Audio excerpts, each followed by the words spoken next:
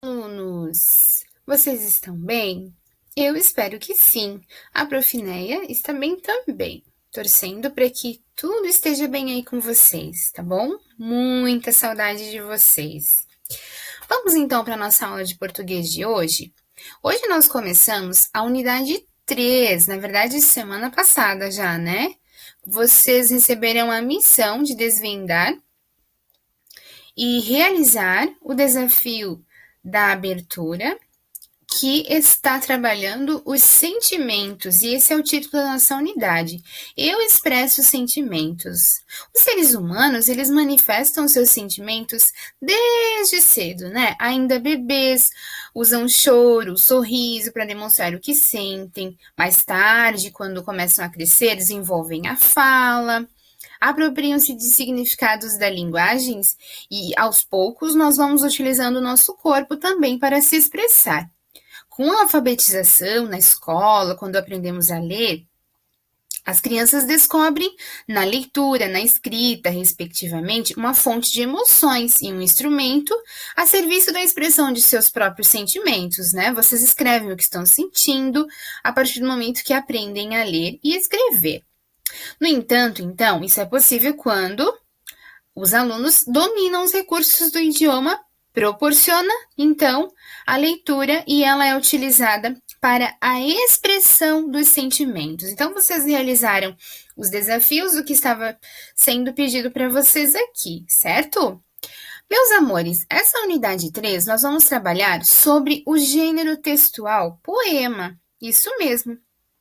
Que há muito tempo atrás ele se destaca na comunicação e expressão de sentimentos. As pessoas utilizam esse gênero textual, que é o poema, para expressar o que estão sentindo.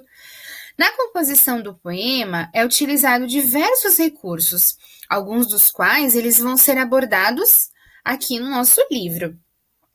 Como a musicalidade dos versos, a escolha de palavras que justapõem ideias e sugerem imagens, ou caráter visual de disposição dos versos da página. Tudo isso para transmitir um sentimento, uma emoção, certo? Vamos lá, então, para a página 68. Começamos com o texto 1, certo? E o texto 1 diz para nós que nós vamos ler um poema. Esse primeiro poema que nós vamos ler, ele é um poema sonoro, isso mesmo. Por que sonoro? Porque ele estimula os prazeres auditivos e performáticos. No poema Tempestade, que é isso que vocês estão vendo aqui, e quem escreveu foi José de Nicola, que nós podemos observar aqui embaixo, né? No poema, então, de José de Nicola, vale-se dos estímulos sensoriais, ele brinca com as palavras. Por isso nós dizemos também que esse poema aqui emprega um recurso de aliteração. Nós vamos ver um pouquinho mais para frente o que é isso, que é a brincadeira com palavras, letras com o mesmo som, com o intuito de trazer e de passar uma mensagem, tá? Então, antes de continuarmos os estudos, eu vou colocar o áudio para vocês ouvirem o poema de José de Nicola, Tempestade. Poema Tempestade, de José de Nicola.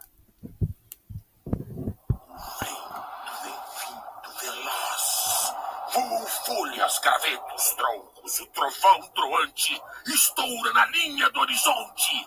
O chiado da chuva, o cheiro da chuva, a enxurrada, o riacho, a terra rachada. Depois, um azul aqui, outro ali. Em sinal de paz, um arco-íris se mostra e se desfaz. Silencia a sonora orquestra da natureza. Isso aí! Esse então é um poema sonoro. Perceberam a forma como ele declama o poema? Os sons, o entusiasmo, a forma como ele traz para nós. A gente consegue perceber bem certinho todas as etapas de uma tempestade, não é? O vento, o trovão, a chuva, a enxurrada e depois a calmaria. E o autor do poema também, além de trabalhar com o poema sonoro, ele também traz toda essa questão que nós estamos conversando através das letras, da composição das suas frases, certo? Então, ele não trabalha somente com o sonoro, ele trabalha também com a construção dos versos, certo, gente? Então, olha só. Agora, nós vamos para as atividades, certo? Vamos lá, então. Seguimos, próxima página, para compreender o texto. Acabamos de ler, então, o poema Tempestade, de José de Nicola, e que mostrou para nós como que é a formação de um poema sonoro. Vamos lá, então. Um pouco de conversa. Número 1. O que o poeta descreve no poema? Como vocês compreenderam o que ele quis, qual a mensagem que ele quis passar para nós? Vocês concordam comigo que o poeta descreveu o prenúncio de uma tempestade? O momento que ela ocorre, as diferentes situações comumente presentes durante esse fenômeno, né? Galhos voando, o barulho de trovão, o chiado da chuva, a enxurrada e a calmaria que segue depois lá no final, depois que a tempestade passa, né? A letra B, para falar do vento, o poeta usa palavras que começam com que letra? Vamos voltar aqui para a gente ver. Ó, acompanhe aqui com a prof. O vento vem vindo. Vamos apagar o risquinho que a prof fez aqui. O vento vem vindo. O quê? Veloz. Voam folhas, gravetos, troncos. Esse primeiro verso. O vento vem vindo. Veloz. Ok. Já limos a primeira estrofe. Vamos voltar lá. Que letra que o autor usa para falar do vento? Qual é a letra que aparece em maior destaque? Vocês concordam comigo que é a letra V? Concordam, né? Isso mesmo, letra V. E para falar do trovão, da chuva e do silêncio, vamos voltar aqui. Para falar do trovão, onde ele fala do trovão? O trovão troante estoura na linha do horizonte. Trovão troante estoura na linha do horizonte. Qual é a letra? Letra T. Aqui, letra V. E da chuva? O chiado da chuva, o cheiro da chuva. O grupo CH. E depois, um azul aqui, outro ali, em sinal de paz. Um arco-íris se mostra e se desfaz. Qual é? Silencia a sonora orquestra da natureza.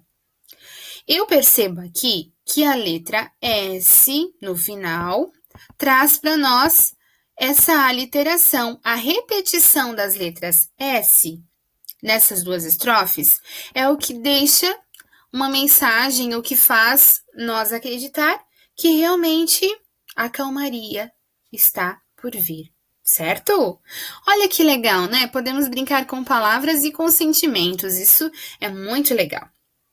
Então, vamos lá. Continuando. A compreensão. Vocês sabem que isso é muito importante. Um poema é composto de versos e estrofes. Verso, galerinha do terceiro ano.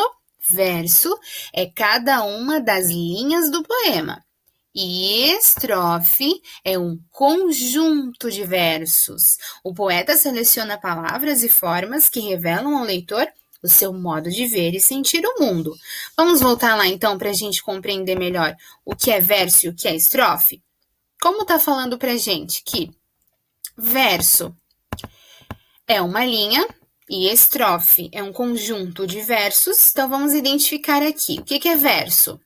Eita, hoje eu estou arriscando tudo, né?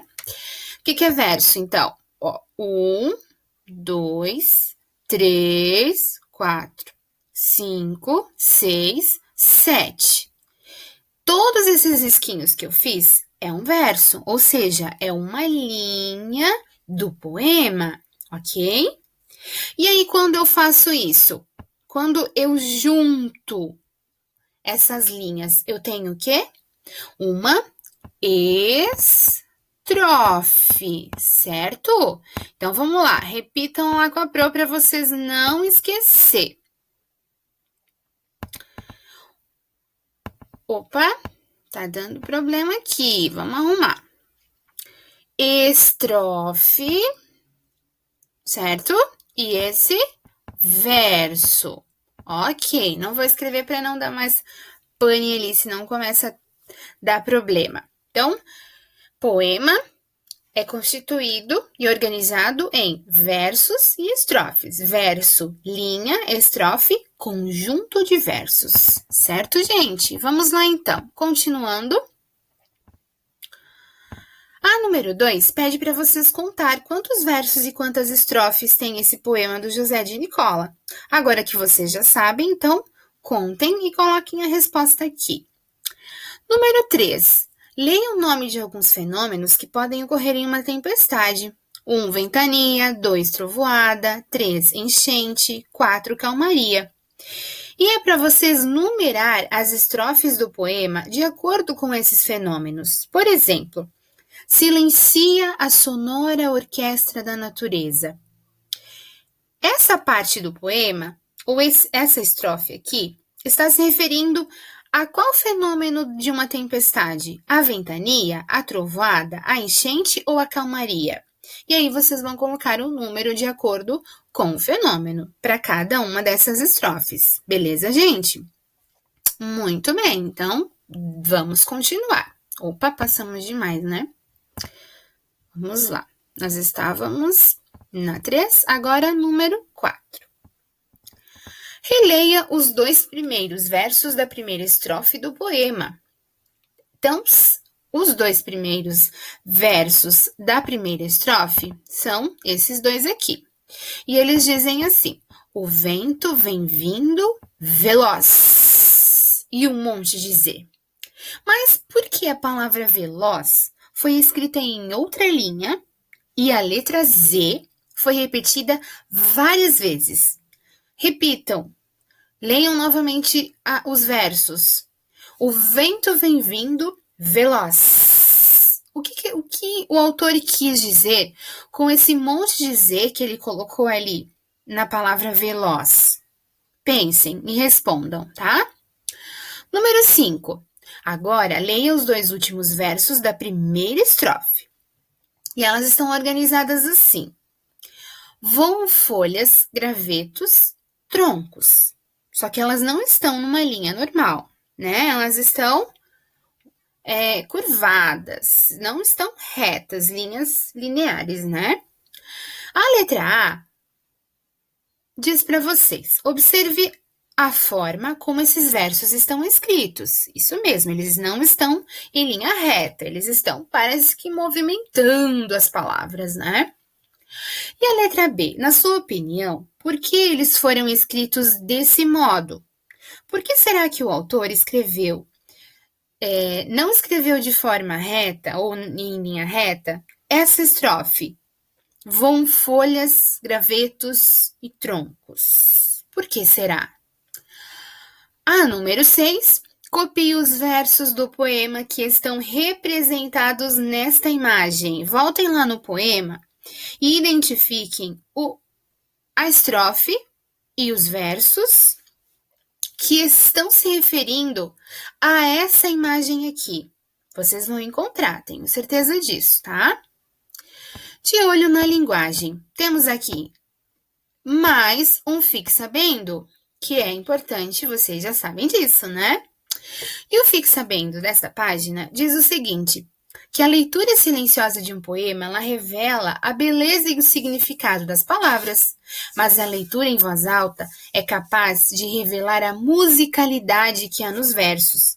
Um dos recursos que o poeta pode usar para produzir musicalidade é a aliteração. Isso mesmo, gente, a aliteração, que é a repetição de sons consonantais, ou seja, há a repetição de letrinhas, como nós vimos no poema do José de Nicola. Ele repete a letra V várias vezes para representar o vento, ele repete a letra S para representar a calmaria, a letra T junto com a letra R para representar o som do trovão, o CH para representar o som da chuva, da enxurrada, né? Então, assim acontece a aliteração, porque quando nós lemos um poema, nós damos, lendo essas palavras que tem repetições consonantais, parece que nós damos musicalidade a ela, certo? E esse é um grande segredo dos poetas, então, né? Vamos lá, então. Já que sabemos o que é a aliteração, vamos continuar. A número 7, releia os 2 primeiros versos do poema. Circule as consoantes que se repetem nesses versos e que têm sons semelhantes. Então, vocês vão voltar lá no poema e vão circular as consoantes que se repetem, ok? Letra B. Qual som se repete?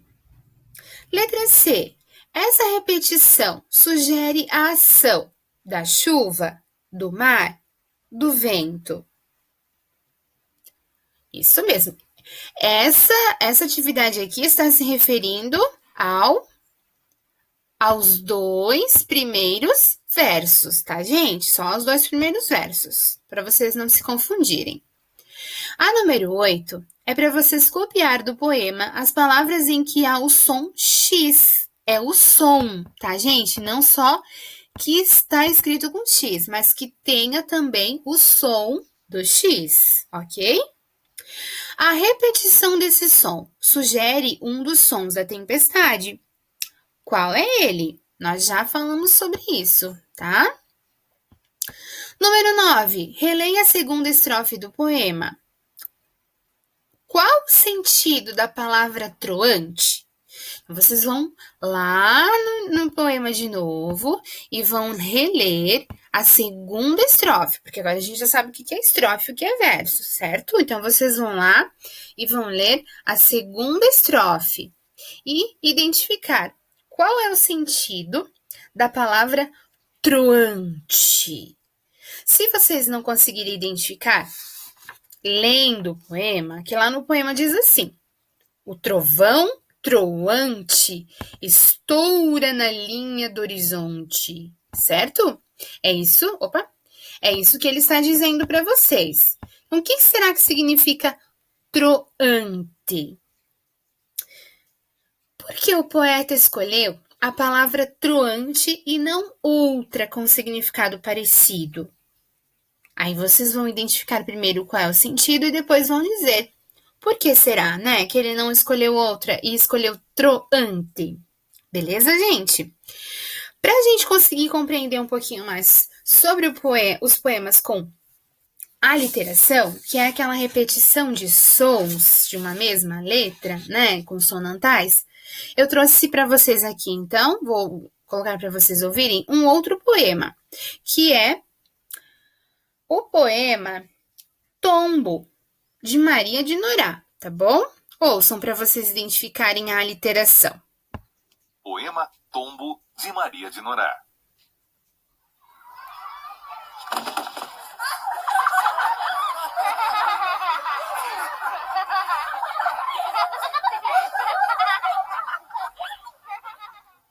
A rua ri de meu tombo. Henrique ri que se rola. João se rola de rir. Levanto meio sem jeito e rio. Riso sem graça. Enquanto de tanto riso se sacode toda a praça. Muito bem. Perceberam qual foi a aliteração dessa vez, desse poema? Foi a letra R, ria, e outras palavras que ele utilizou com a letra R, certo? Então, isso é aliteração. Agora, para finalizar, a gente vai ver um videozinho sobre poemas. Poemas.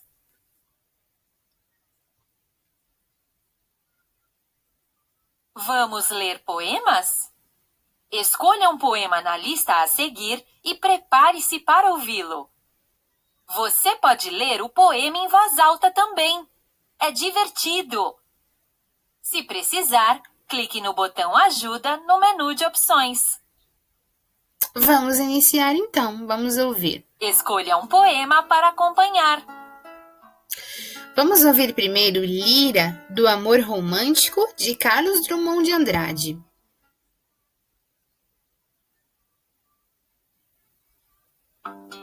Atirei um limão na água e fiquei vendo na margem. Os peixinhos responderam: quem tem amor, tem coragem. Atirei um limão na água e caiu enviesado. Ouvi um peixe dizer: melhor é o beijo roubado. Atirei um limão na água como faço todo ano. Senti que os peixes diziam: todo amor vive de engano. Atirei um limão na água como um vidro de perfume. Em coro os peixes disseram: joga fora teu ciúme.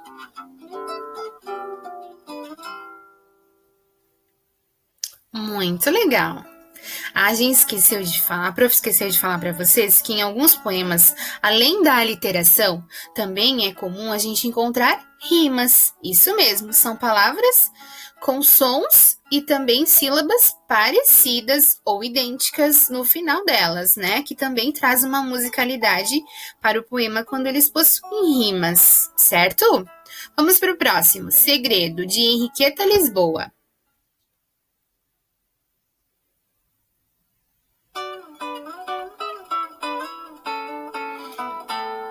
Andorinha no fio escutou um segredo. Foi à torre da igreja, cochichou com o sino e o sino bem alto.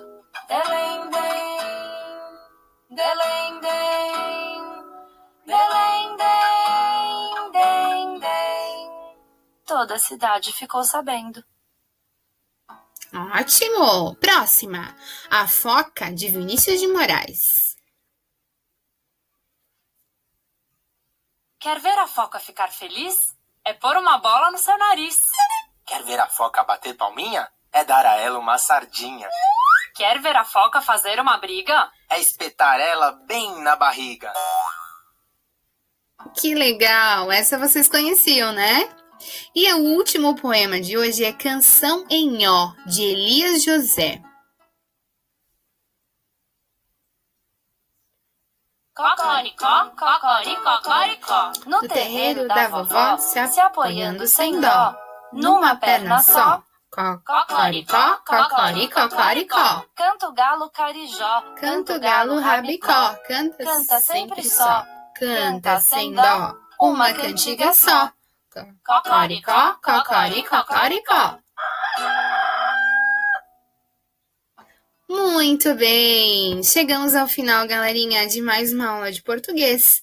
Até a próxima aula. Se vocês quiserem, leiam juntos os poemas, cantem, também é bem divertido, tá bom? Beijo gigante da Prof. Neia, se cuidem e fiquem com Deus, tá? Beijo!